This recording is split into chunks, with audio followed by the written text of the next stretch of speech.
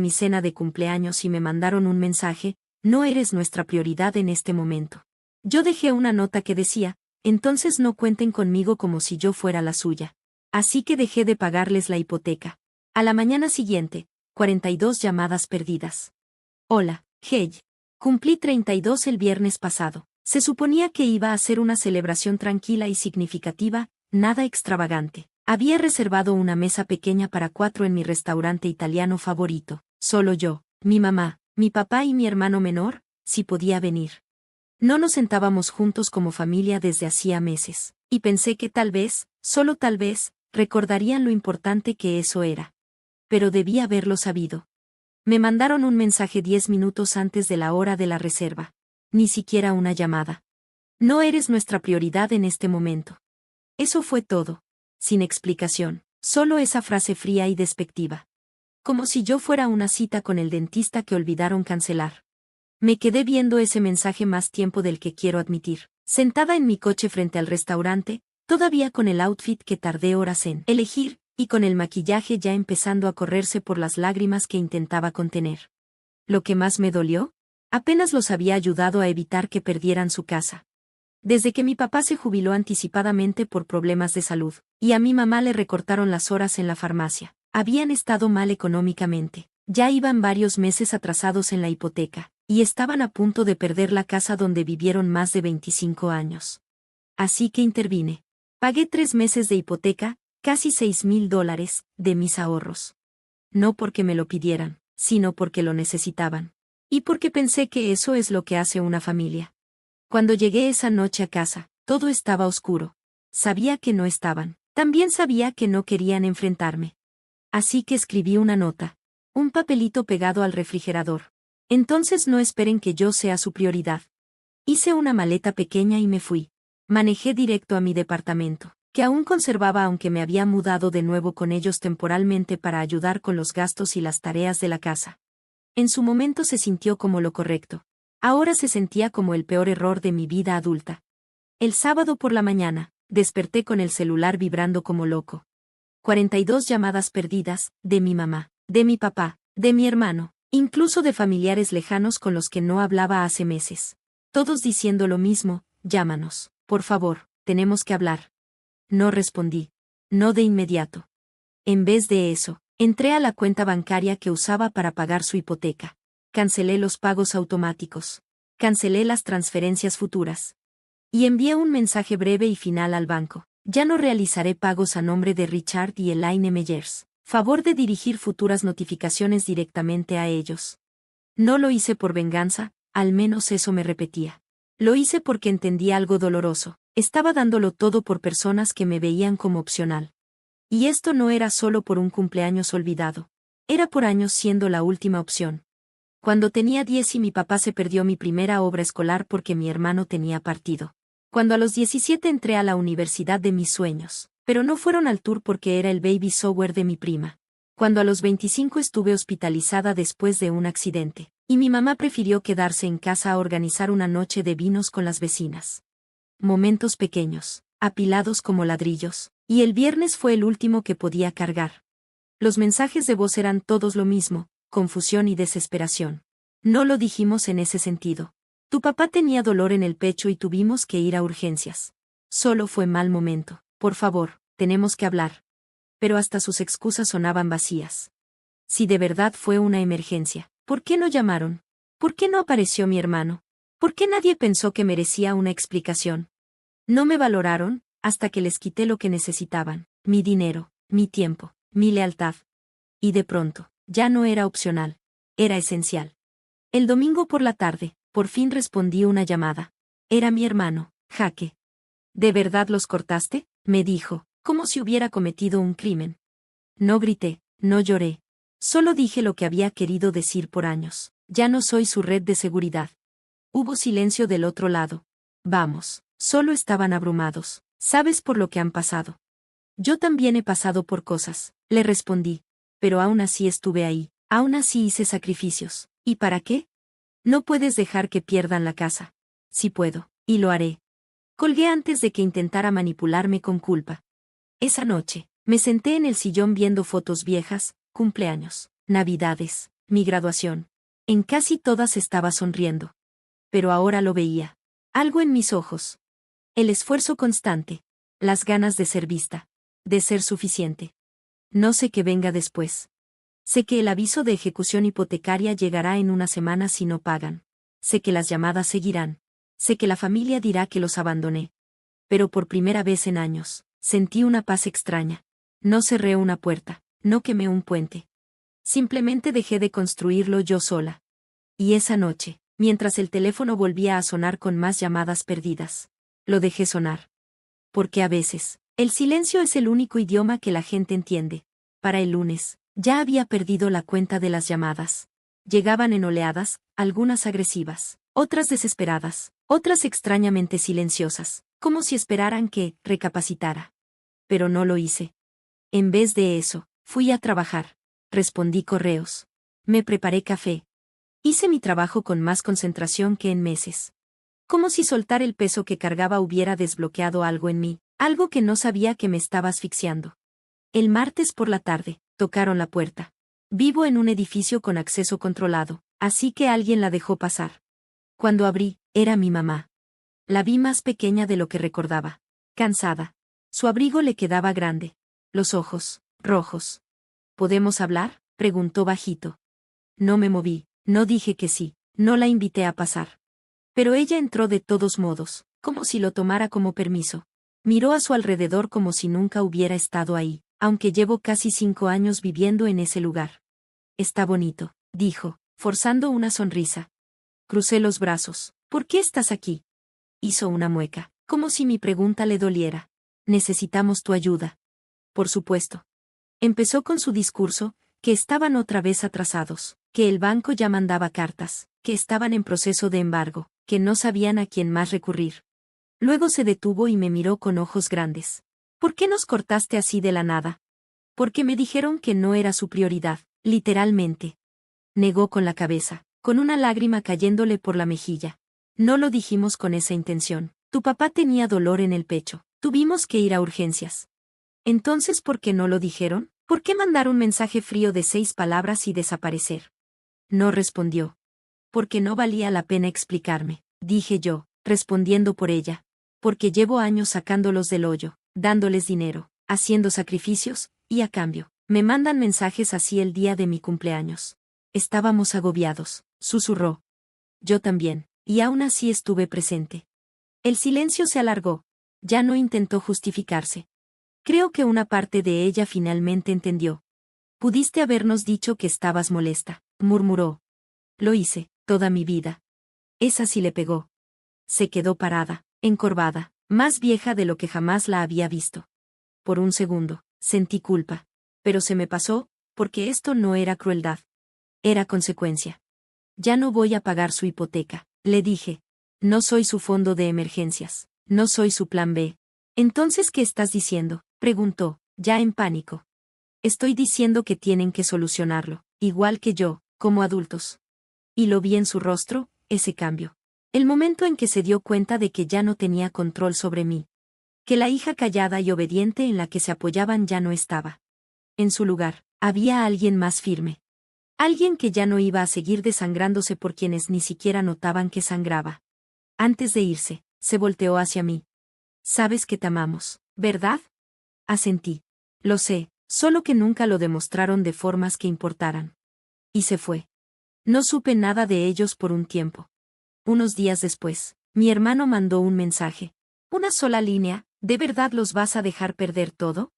Escribí, borré, volví a escribir, y al final mandé, ya lo perdieron, cuando me perdieron a mí. Nunca respondió. Pasaron semanas. Un primo me contó que mis papás pusieron la casa en venta. Fue a la carrera. Debían más de lo que podían pagar. Pero alguien de la iglesia los ayudó a encontrar comprador antes de que se ejecutara el embargo. Se mudaron a un departamento pequeño fuera de la ciudad, nada lujoso, solo lo necesario. No fui a verlo, no los visité. Pero mandé una tarjeta, sin dinero, solo una nota. Espero que esto sea un nuevo comienzo para ustedes. Yo también estoy construyendo el mío, pero aparte. Y era cierto. Empecé a decir que sí a más cosas, brunch con amigas, viajes que había pospuesto. Me compré un regalo de cumpleaños. Un fin de semana en una cabaña en el bosque. Sin señal de celular. Solo yo, un diario, y paz. Lloré la primera noche.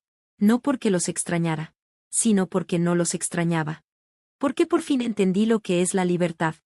No solo la financiera, la emocional. La libertad de alejarte de relaciones que solo sobreviven cuando tú cargas con todo. La libertad de dejar de prenderte fuego para que otros estén calentitos. Todavía recibo uno que otro update. Un correo reenviado. Un grupo familiar al que ya no respondo. No estoy amargada. Solo estoy harta. Hay personas que nunca dirán gracias. Solo valoran lo que haces cuando dejas de hacerlo. Pero aprendí algo. Eso no es mi carga, es la suya. Y por fin soy libre de construir una vida que no dependa de su aprobación, su validación, ni su presencia. Tardé 32 años en llegar aquí, pero no pienso mirar atrás. Me fui con las manos vacías, pero con dignidad. Y eso resultó ser más de lo que... Las fiestas. La entrada estaba vacía, la luz del porche apagada, las cortinas corridas como si nadie las hubiera tocado en días. Adentro, todas las luces apagadas, solo el abuelo, sentado con un sándwich. En el refrigerador había una nota que decía: usé tu dinero para Disney, cuídalo esta semana. El abuelo susurró: lo lamentarán. Yo solo sonreí. 3 días después, estaban en mi puerta, en pánico. Antes de comenzar mi historia, suscríbete para ayudarme a llegar a 1000 suscriptores. Comparto historias reales todos los días. Y esta empieza con un sándwich, una casa oscura y una familia que claramente pensó que no volvería. Había regresado esperando risas, luces y el caos habitual de mi numerosa familia. En cambio, el aire estaba helado. Ese tipo de frío que se instala cuando una casa ha estado abandonada demasiado tiempo. El resplandor de la televisión de la cocina era la única luz en la sala. Ahí lo encontré, el abuelo sentado en la mesa, masticando un sándwich seco, con un vaso de agua al lado. No había cena festiva, ni decoraciones, ni familia, solo él. Pensé que quizás se habían retrasado o habían salido por víveres, pero entonces vi la nota, se me apretó la mandíbula al leerla. Se habían gastado el dinero que envié semanas antes para comprar comida y regalos, y se habían ido a Disney. Dejaron a mi abuelo de 84 años olvidado, sin siquiera preguntar si regresaría. Nadie mandó un mensaje, nadie avisó. Asumieron que llegaría, lo vería y simplemente me encargaría de cuidarlo mientras ellos se divertían. Él no dijo mucho al principio, solo asintió cuando le pregunté si estaba bien. Luego, inclinándose hacia mí, me contó algo que no voy a repetir todavía, pero supe en ese instante que todo iba a cambiar. No me enojé, no de la manera que esperaban. Me aseguré de que el abuelo tuviera una comida caliente, encendí la calefacción y preparé su cuarto con sábanas limpias y almohadas extra. Durante los siguientes 3 días, revisé la casa, estados de cuenta bancarios, el historial del wifi y las cámaras que había instalado discretamente cuando vine la primavera pasada. Había muchas cosas que no sabían que había planeado, muchas que no esperaban que descubriera. Justo cuando terminábamos de comer el tercer día, escuchamos golpes en la puerta y voces en pánico: mi hermano, mi cuñada, mi prima, todos gritando al mismo tiempo. No tenían idea de lo que habían provocado. Los dejé tocar un minuto, que sintieran la tensión, luego abrí la puerta. Lucían agotados, quemados por el sol, sudorosos, con ojeras y ni rastro de la magia de Disney que habían abandonado. Mi cuñada fue la primera en dar un paso al frente, suponiendo que recibiría un abrazo o un estallido de emociones. Empezó a hablar rápido, asegurando que no era como parecía, que hubo un malentendido, que no sabían que realmente volvería. No dije mucho, me hice a un lado para que vieran al abuelo, limpio y abrigado, comiéndose un tazón de estofado como un rey. Ni siquiera los miró, siguió con la vista fija en la tele. El silencio entre ellos fue más fuerte que cualquier palabra mía. Fue entonces cuando mi prima rompió en llanto. Dio todas las excusas posibles, sus vuelos fueron un desastre, cancelaron la habitación del hotel a último minuto, usaron mi dinero pensando que era para ayudar a los niños. Nadie mencionó la nota, nadie preguntó si el abuelo estaba bien hasta 5 minutos después. Mi hermano al fin soltó la verdad: necesitaban ayuda. Algo falló con sus cuentas, sus tarjetas no funcionaban, no les abría la app de viajes. Habían pagado el viaje con mi dinero y algo de lo suyo, pero ahora tenían la renta vencida, el refrigerador vacío y necesitaban un lugar donde quedarse mientras se arreglaban.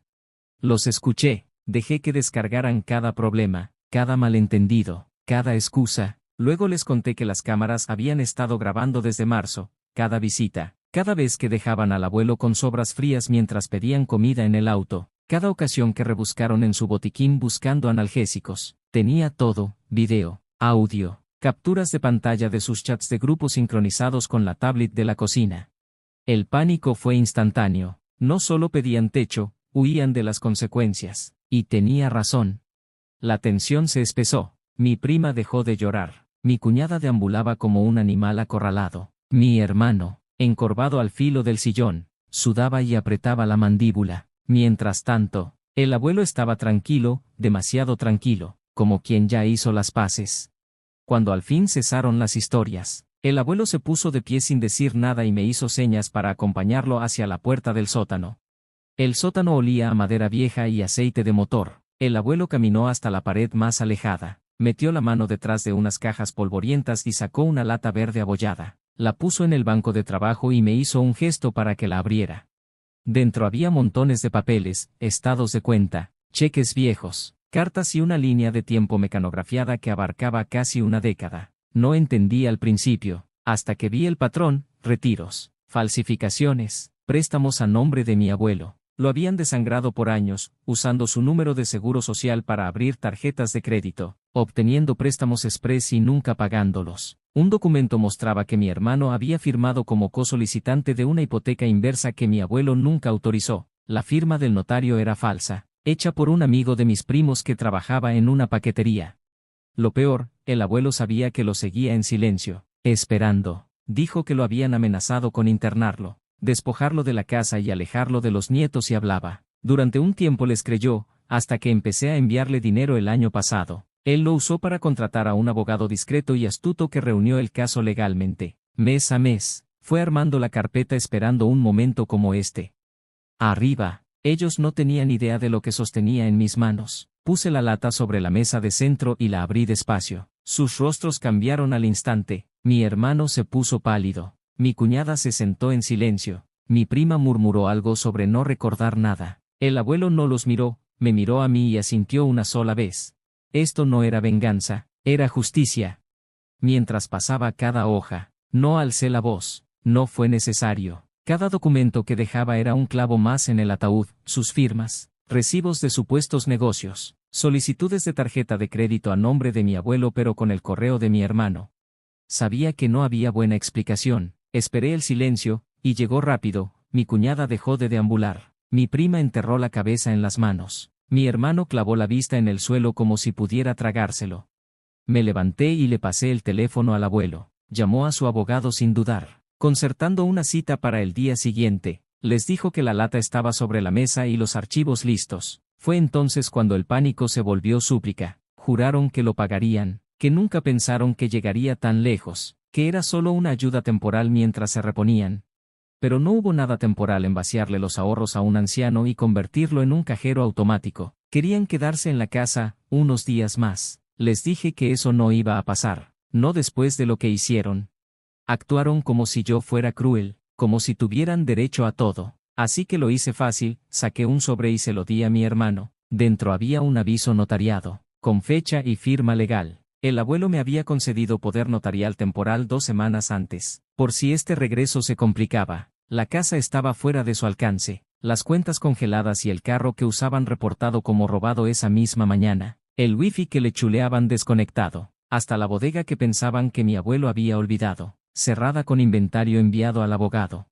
Para cuando salieron, ya habían cambiado todas las cerraduras. Mi compa pasó durante el caos y cambió cada cilindro. Ni se dieron cuenta. Entonces el abuelo hizo algo que no esperaba, lo siguió hasta el porche, brazos cruzados, viéndolos empacar en el carro que ya no podían manejar. Cuando mi hermano quiso decir algo, quizá de culpa o segundas oportunidades, el abuelo solo alzó la mano, sin saludo, como un alto en seco. Eso fue todo. Se fueron esa noche con una maleta de viaje y un sentido de control destrozado. Pensé que ahí terminaría todo. Tal vez unos mensajes furiosos, amenazas vacías. Subestimé hasta dónde lleva la desesperación a quienes se sienten con derecho. A la mañana siguiente llegó el primer mensaje de mi prima, un largo alegato culpándome de destruir la familia. Escribió: el abuelo no necesitaba abogados ni cerraduras. Necesitaba perdón. Lo ignoré. Después mi hermano mandó una foto de la casa desde la banqueta, sin pie de foto, todavía andaba cerca. Llamamos al abogado y reenviamos los mensajes. El abuelo no se inmutó, pero noté que estaba en alerta. Revisó las puertas esa noche y durmió en la sala con el control remoto en una mano y el bastón en la otra. Como a las 3:30 de la mañana, desperté con un golpeteo, vidrio, pero sin romperse. Me levanté de un salto. Revisé las cámaras y vi que una de las tomas estaba desconectada. Al asomarme a la ventana del patio, vi movimiento junto al cobertizo. No llamé a la policía de inmediato. Llamé a mi amigo, el mismo que cambió las cerraduras. Un técnico en seguridad con licencia de patrulla privada. Llegó en 6 minutos, para cuando sus luces iluminaron la entrada. Mi hermano ya trepaba la barda, con pasamontañas y guantes, llevando una palanca y un bidón de gasolina. Luego dijo que solo quería asustarnos, que no planeaba quemar nada, solo dar un mensaje, pero ese momento lo cambió todo, fue un delito grave. Llegó la policía, tomó declaraciones y recuperó grabaciones de la cámara del vecino. Lo arrestaron sin resistencia. Mi cuñada no lo sacó de la cárcel, llamó a su mamá y culpó al estrés y la manipulación. El abuelo se quedó en la cocina viéndolo todo, no lloró ni se regocijó, solo asintió despacio, como si lo hubiera esperado. El proceso judicial avanzó más rápido de lo que pensamos. Con las grabaciones, los documentos financieros y el intento de allanamiento, no hubo mucho que debatir. El abogado de mi hermano trató de pintarlo como alguien desesperado y abrumado por la presión familiar, pero el juez no le creyó. Fue acusado de intento de robo, abuso a un anciano y robo de identidad. Nada de indulgencias esta vez. Luego llamaron a mi prima y a mi cuñada a declarar. Resultó que el abogado del abuelo había estado coordinando con un investigador estatal en secreto. Cuando el caso se hizo público, salieron más víctimas, casi todos ancianos de su círculo que habían pasado por lo mismo. Cuando todo se derrumbó, le pregunté al abuelo si quería mudarse a un lugar más tranquilo. Negó con la cabeza. Construyó esta casa con sus propias manos y no planeaba morir en otro sitio. Lo respeté. Unas semanas después, estábamos en el porche juntos. El vecindario estaba en calma, no más autos extraños en la calle, ni ansiedad con cada golpe en la puerta. El abuelo me pasó un grueso sobre. Dentro había escrituras de transferencia de propiedad, la casa, el terreno, todo. Ya las había registrado en el condado. Dijo que casi le quitan la casa 2 veces, una por el banco y otra por su propia sangre. No iba a permitirlo de nuevo. Le dije que no la necesitaba, solo me alegraba de que él estuviera a salvo. Él asintió, pero supe que ya lo había decidido, esa casa debía pertenecer a quien se presentó. Han pasado meses desde entonces. El juicio de mi hermano salió en las noticias. Mis primos evitaron cargos cooperando, y mi cuñada desapareció a otro estado. No han vuelto a hablar. Bien por ellos. El abuelo está mejor, más saludable, más fuerte, de verdad sonriendo otra vez. Lo llevo a sus citas médicas y vamos por un café 2 veces por semana. De vez en cuando menciona lo ocurrido, no con enojo, sino como recordatorio de lo que la gente es capaz cuando cree que nadie los observa. Esto no fue venganza, fue justicia. Y si llegaste hasta aquí, ya sabes por qué cuento estas historias. No todos pueden irse con la verdad, la prueba y una segunda oportunidad. Nosotros sí. Suscríbete si aún no lo has hecho. Hay más historias como esta, y nunca sabes cuándo el próximo golpe en la puerta